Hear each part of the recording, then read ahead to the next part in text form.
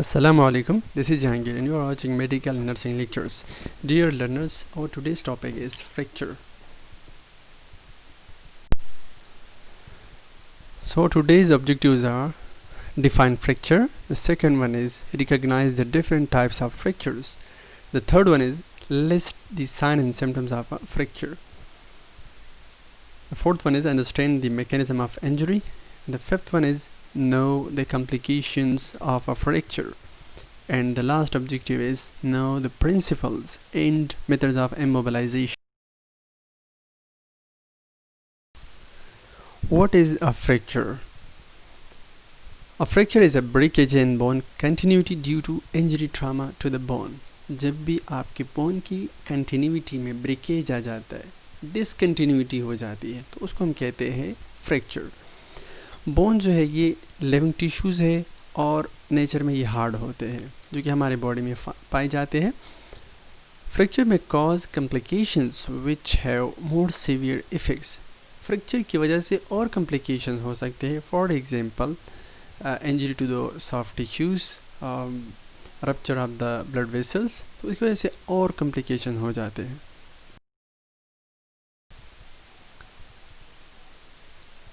A fracture in itself is really life threatening. Fracture खुद जो है वो इतना लाइफ थ्रेटनिंग नहीं होता, लेकिन इसकी वजह से जो कॉम्प्लिकेशन हो जाते हैं, जैसे हमने पहले भी बात की कि damage to the internal tissues, to the soft organs, और जो है इसकी वजह से जो rupture of the blood vessels, ठीक है.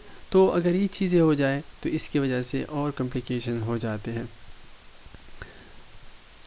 Now efficient fracture management consist of, जब भी कोई ऐसा फ्रैक्चर बंदा हमारे सामने आ जाए तो इसकी जो सही से मैनेजमेंट है वो तब भी हम कर सकते हैं जब हमें पता हो कि इसकी जो इंजरी है वो कहाँ पर हुई है और किस नौइयत की है.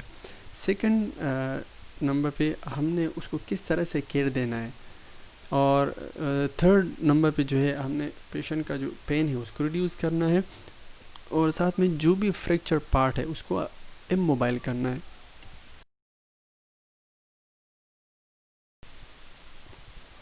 Complications of a fracture. Damage to internal organ. Fracture की वजह से आपकी जो इंटरनल ऑर्गन्स है उसको डैमेज हो जाता है. Second one is damage to soft tissues. Soft tissues को जो है डैमेज हो जाता है. फॉर एग्जांपल आपका जो रिब केज है उसमें 2-3 हड्डियाँ टूट गई, तो मे भी कि आपका हार्ट जो है उस पर असर पड़ जाए, आपकी जो लीवर है उसको जो है डैमेज हो जाए. इस तरह इम्पेयर्ड सर्कुलेशन. अगर फ्रैक्चर की वजह से आपका कोई ब्लड वेसल जो है वो रप्चर हो जाए, तो जो भी मतलूबा पार्ट है, वो जो वेसल है जिस एरिया को ब्लड सप्लाई कर रहा है, तो उसकी वजह से सर्कुलेशन कंप्रोमाइज़ हो जाती है. इस तरह एक्सेसिव ब्लीडिंग हो जाती है, swelling of tissues and spinal cord injury. Types of fracture. Mainly अगर हम बात करें फ्रैक्चर के टाइप्स की, तो there are two types of fracture. The first one is called open and the second one is called closed fracture. Now अब हम बात करते हैं सबसे पहले ओपन फ्रैक्चर की. ओपन फ्रैक्चर फ्रैक्चर का वो किस्म है कि जब भी आपके बोन की जो कंटिन्यूटी है उसमें ब्रेकेज आ जाए इस दर्जे तक कि आपका जो बोन है वो स्किन से बाहर निकल आए, तो उसको हम फिर कहते हैं ओपन फ्रैक्चर. और क्लोज्ड फ्रैक्चर की जब हम बात करते हैं, इसमें यह कि जब आपकी बोन की जो ब्रेकेज है वो इस दर्जे की हो जाए कि हड्डी तो टूटी हुई है लेकिन स्किन के अंदर है, तो that one is called closed fracture. इस तरह हम कहते हैं कि stable fracture and unstable fracture. Stable fracture वो फ्रैक्चर होता है कि जब आपकी हड्डी टूट तो जाती है लेकिन वो अपनी जगह पर ही रहती है, स्किन के अंदर ही रहती है. और इस तरह जो अनस्टेबल फ्रैक्चर है वो फ्रैक्चर है कि जब हड्डी टूट जाती है लेकिन अपनी जगह से डिस्प्लेस हो जाती है, तो that one is called unstable fracture. और unstable fracture is compare to the stable fracture is more severe, क्योंकि इसमें अमूमन जो सॉफ्ट टिश्यूज़ है उसको इंजरी हो सकती है. इस तरह जो हमारे ब्लड वेसल्स है उसको इंजरी हो सकती है, रप्चर हो सकता है, और इसकी वजह से जो सफिशिएंट ब्लड सप्लाई होती है ऑर्गन्स को वो कंप्रोमाइज़ हो जाती है.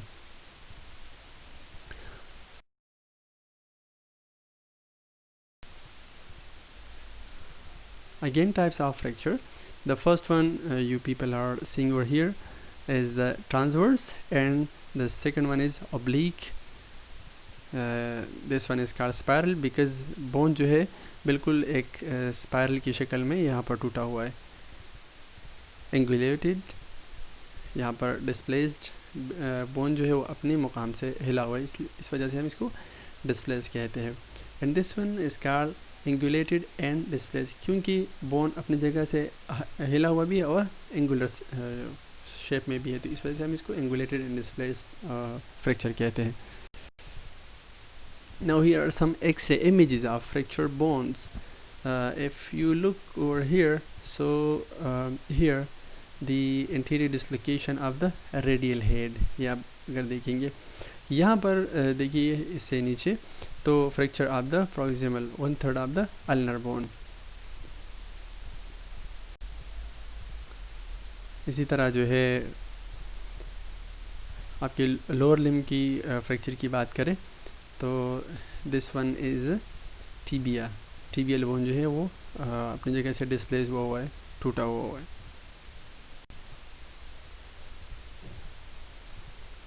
Here is again fracture bone, and this one we will call it displaced fracture, क्योंकि बोन जो है वो अपनी जगह से डिस्प्लेस हुआ है.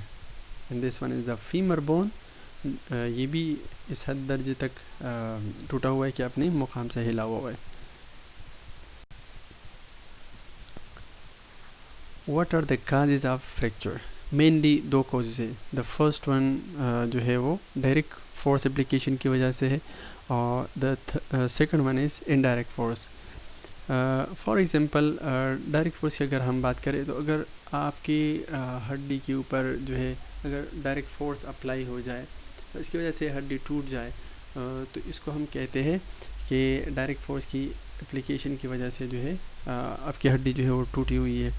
और द सेकंड वन इज़ कि जब आपकी पैर या जो लिम्ब उसमें ट्विस्टिंग आ जाती है, उसमें रिंचिंग आ जाती है, और उसकी वजह से जब क्या कहते हैं फ्रैक्चर हो जाए, तो तब भी हम कहते हैं कि ये भी फ्रैक्चर का एक कॉज है.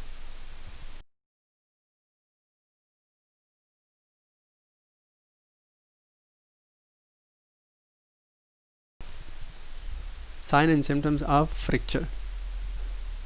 What are the sign and symptoms of fracture? So the first one is deformity.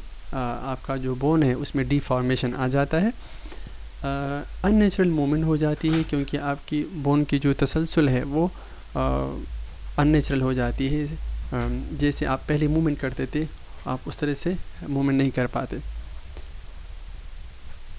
Tenderness हो जाती है. इस तरह क्रिप्टस यानी क्रैकलिंग साउंड प्रोड्यूस होती है. फ्रैक्चर की वजह से स्वेलिंग हो जाती है, और कभी कभार आपके अंदर लॉस ऑफ मूवमेंट भी हो जाती है, इरेगुलरिटी हो जाती है, एंड इसकी वजह से पेन भी बहुत ज़्यादा होता है. Shortening of the limb, discoloration हो जाती है. Guarding of the limb, spasm आ जाता है, इंस्टेबिलिटी हो जाती है, इनकॉन्टिनेंस, इस वजह से कि जब आपको जो है स्पाइनल कार्ड में इंजरी हो जाए, या जो है जो नर्व आपके बावल को सप्लाई कर रहा है, और उसकी वजह से जो है ये डैमेज हो जाए, आपका जो नर्व है वो डैमेज हो जाए, तो तब ये हो जाता है.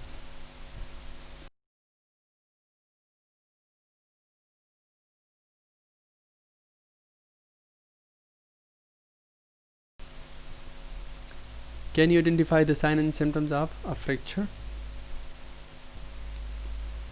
इस पिक्चर में अगर आप देखेंगे तो बोन्स में काफ़ी स्वेलिंग हुई है. इस वाले में भी बहुत ज़्यादा स्वेलिंग आपको नज़र आ रही है. यहाँ पर अगर आप देखेंगे तो ये भी बहुत स्वेलिंग है, और बोन्स की तरफ अगर हम देखेंगे तो ये अपनी जगह से डिस्प्लेस हुई है. फिंगर्स की तरफ अगर हम देखेंगे तो ये भी काफ़ी डैमेज हुई है. यहाँ लोअर लिम्ब की तरफ देखिए तो इसमें भी काफ़ी डिफॉर्मेशन हुआ है, और डिस्कलरेशन भी साथ में हुई है. ठीक है, यहाँ पर भी ये निशान पड़ा हुआ है. and this one is the internal fixation of bone. जब किसी को फ्रैक्चर हो जाता है तो उसके हवाले से फिर हमने कुछ प्रिकॉशंस लेने होते हैं. The first one is this के अगर आपने किसी मेडिकल प्रोफेशनल को कॉल दी हुई है आने के लिए तो आप ख़ुद जो है उस जगह की बैंडेज वगैरह ना क्या करें. The second precaution is this कि जो भी इंजर्ड लिम्ब है या जो भी इंजर्ड पार्ट है उसको आप ख़ुद से जो है मूव करने की कोशिश ना करें, अननेसेसरली मूवमेंट देने की कोशिश ना करें. और इसी तरह जो भी कैजुअल पर्सन है जिसको फ्रैक्चर हुई है तो आपने उसको खाने पीने के हवाले से मना करना है. इसका जो फर्स्ट रीज़न है वो तो ये है कि मे बी कि फ्रैक्चर इस नौइयत की है कि इसका ऑपरेशन जो है वो करना पड़ेगा. तो जैसे ही आपको पता है कि ऑपरेशन से पहले हम पेशेंट को NPO रखते हैं 6 से 8 घंटे के लिए. और सेकंड रीज़न इसका ये है कि फ्रैक्चर की वजह से कभी कभार पेशेंट का जो मेंटल लेवल है, जो मेंटल स्टेटस है वो अल्टर्ड हो जाता है. तो मे बी कि कुछ खाते हुए वो जो चीज़ खा रहा है या जो पानी पी रहा है वो इसके हलक में अटक जाए या जो है पानी जो है ये एस्पिरेट कर जाए. तो इस वजह से हम उस टाइम पे पेशेंट को जो है खाने पीने के हवाले से मना करते हैं. Now managing fractures. एक्शन हमने क्या क्या लेने हैं. सबसे पहले तो हमने इंजर्ड पार्ट को सपोर्ट देना है. सेकंड नंबर पे जो भी इंजर्ड एरिया है उसकी हमने पैडिंग करनी है. और थर्ड वन इज़ कि पैडिंग के बाद हमने उस पेशेंट को उसकी यूटिलिटी को नियर बाय हॉस्पिटल में लेके जाना. नाउ इमोबिलाइजेशन ऑफ स्कल किस तरह से करते हैं. फर्स्ट पिक्चर आप देखिएगा. सेकंड पे आप आ जाइए. थर्ड वन आप देखिए. फोर्थ वन में आप देखेंगे तो बिल्कुल गिटाने नीट एंड क्लीन दी हुई है. गिटान देते हुए उसमें कोई भी बल नहीं आनी चाहिए.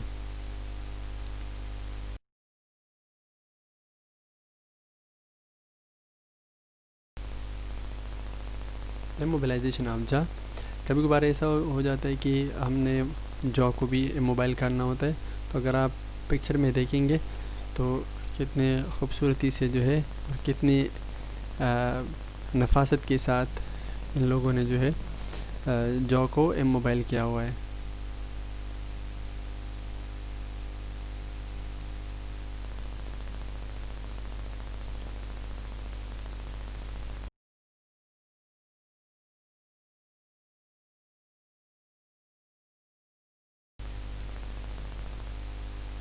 This is the immobilization of the collar bone.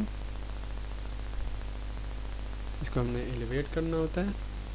और इसी तरह जो भी हमारे पास कोई क्लॉथ या कोई कपड़ा वगैरह होगा तो उसको हमने पिछले साइड पे गिटान देना होता है.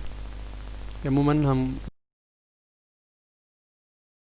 घरों में भी इस तरह करते हैं.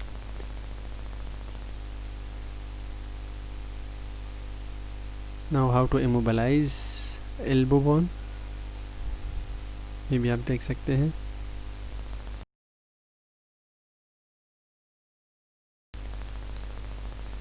Immobilisation of the upper extremities. ये भी हम लोग अमूमन घरों पर करते हैं, लेकिन तरीक़ा थोड़ा सा समझना चाहिए कि किस तरह से करना है.